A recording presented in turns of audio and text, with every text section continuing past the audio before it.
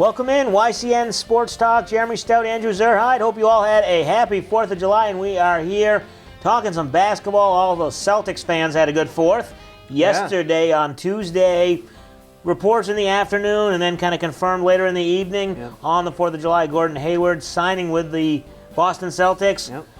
Pretty much, we talked about it last week. They were kind of the front runners, but I still thought it was 50-50 between all three.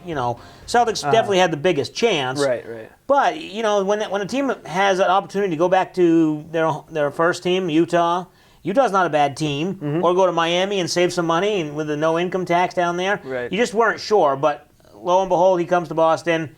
Great signing. This team is immediately better, no question. Oh, yeah, no question about it. And I think one of the biggest things that made the Celtics a favorite pick was the fact that Brad Stevens coached Gordon Hayward at Butler for a couple of years back when he was in college.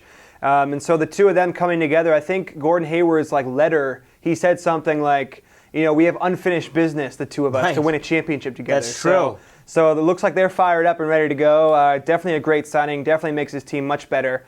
And I think now they can compete with the Cavs. Definitely. Right, yeah, losing out at the buzzer in the NCAA Finals. Right. Hayward missing the shot for Butler against Duke. So the unfinished business. Okay, so now they got Al Horford and Isaiah Thomas. One more year for Isaiah, plus obviously Hayward. Yep. So how do they stack up right now as is versus the Cavs and then as the Warriors? I mean, clearly I think they're on a... Is it premature to say they're on the level with the Cavs now?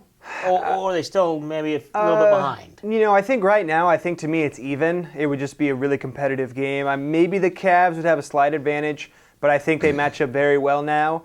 I think one thing the Celtics definitely need is still a center, a big man who can get rebounds and actually play some offense. Right now, who do you have? I guess you have... was that 7-footer who they signed they signed this year, but they drafted last year. Right. Who went to Europe. Well, they have Zizic and then Yabusele. Yeah, right. Two guys who played over in Europe or overseas. Right. And everyone's kind of forgotten about them, so those will be two big guys that will fill a spot, but we don't really know how they're going to play in the NBA yet. Right. So I think a big man could be would help. But right now I think they definitely stack up against the Cavs. Yeah, they won 53 games last year. Right, Number one seed overall in the East. And we forget Isaiah Thomas missed some games in the Eastern Conference Finals, so they lose 4-1 without Isaiah. So if Isaiah's healthy for the whole finals, and he doesn't have to... Now they have a secondary scorer. Last year they didn't have anybody who could score behind Isaiah. Horford kind of, but you didn't really have anyone who, when Isaiah was on the bench, would take over the game. Yeah. Now it seems like Hayward might be able to do that. So absolutely. I don't want to say they're going to beat the Cavs, but right now, as both teams are constructed, I think they're even. Maybe get a little optimistic. And although they do have to move some pieces still around, I think they still have to cut some salary. Right. I think I believe it was Kelly Olynyk. They made him an unrestricted free agent. Right, he's gone. And I believe they cut Zeller. Yeah, Tyler Zeller, right. Tyler Zeller. Yeah. So they're moving some things around to make some room for that big contract. But, I agree with you. I think they're right at the level of the Cavs.